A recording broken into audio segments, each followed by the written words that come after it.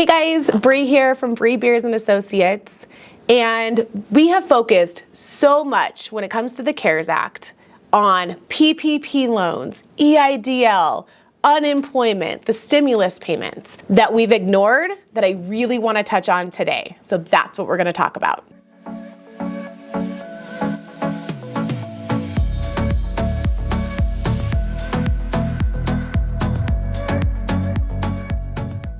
Let's start on the individual side of things. My favorite, charitable contributions.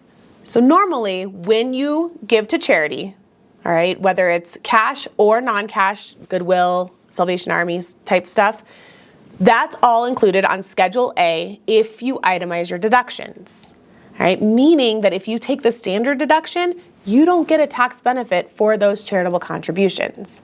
However, under the CARES Act, okay, they are going to grant everybody up to $300 of charitable contributions outside of your itemized deductions.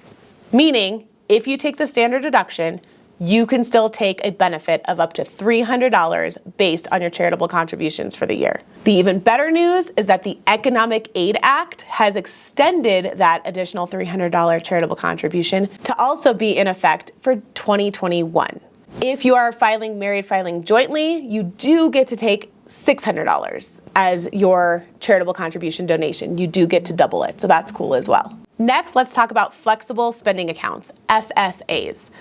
Normally, any money you put into your FSA expires on the last day of the year. Under the temporary guidance that they've issued, 2020 balances can be rolled into 2021, and anything from 2021 can be rolled into 2022. The key benefit here comes for those of you that have your FSAs set up for daycare and childcare. You set those amounts up back in January of 2020, thinking your kids were gonna go full-time to childcare and daycare, right? Well, when things shut down and they didn't, you had nowhere to spend that money. So what they're saying now is that you can roll it into 2021 and then into 2022 when hopefully your kids are going back to these establishments and you're able to spend those funds. It is important to remember that an FSA, a flexible spending account, is not the same as an HSA, a health savings account. Just because health savings accounts, y'all, they roll over regardless, okay? There's no special rules to rolling those over. But FSAs normally expire, and under these temporary guidelines, they won't. So now let's talk to my business owners. So these first two I have talked a little bit about in previous videos, but because we've talked so much about EIDL and PPP, I really want to circle back around and talk more in depth on these ones. So first, the deduction for business meals. Keep in mind that this does not apply to 2020, guys. This is for 2021 and 2022. But what they've decided is that 100% of business meals can be deducted for these two tax years. Normally, it's only 50%. So again, this is going forward from 2021 and 2022.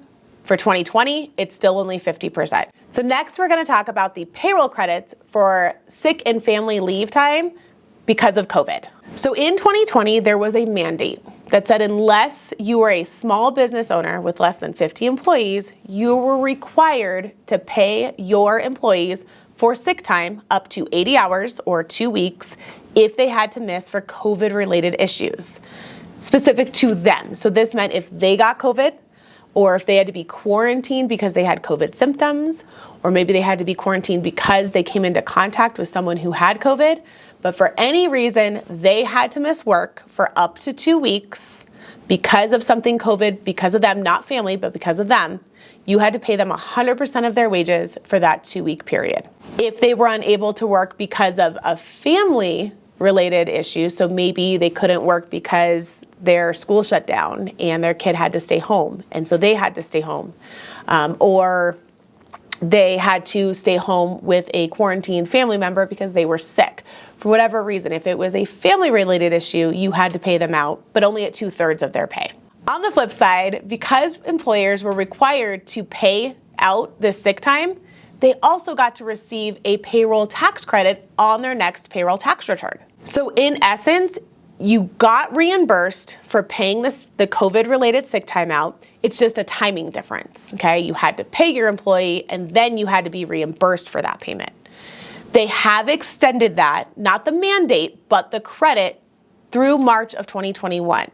So what that means is you no longer, as of this recording, you no longer have to pay your employees for sick time, but if you do, related to COVID, you will get that credit reimbursement. Finally, I want to touch just briefly on the extension of the employee retention credit. This is something that we've kind of avoided because back when the CARES Act passed it, it was take a PPP loan or take the employee retention credit. And for most employers, it was more beneficial to take the PPP loan. You got a bigger amount of money. Now the new Economic Aid Act has said you can go back and qualify for both. So even if you took a PPP loan, you can now go back and take this employee retention credit.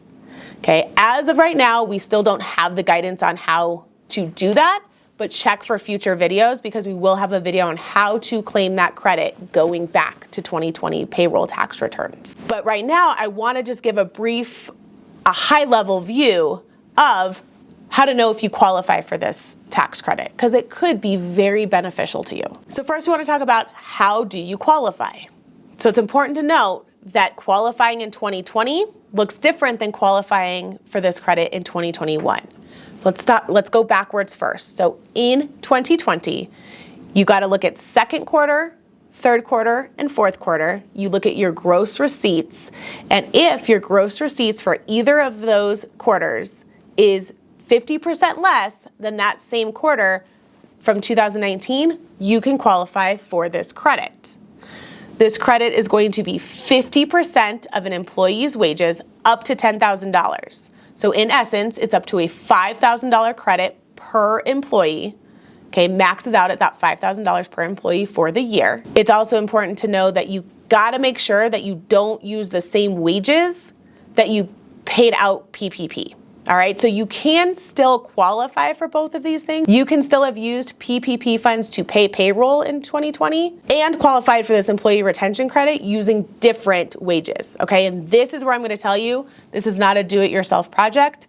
If you're thinking, yeah, I think I probably qualify for this, you've gotta talk to your CPA to go forward and figure out how much you qualify for and how to apply for it, okay, guys? In 2021, the qualifications are less. So in the first 2 quarters of 2021, because that's all they've covered in this extension of the credit, either of those 2 quarters, you have to just show a 20% decrease in gross receipts, in revenue, gross revenue, compared to those same periods from 2019. If you qualify, you can actually get up to 70% per employee, so up to $7,000 per employee per quarter from this credit.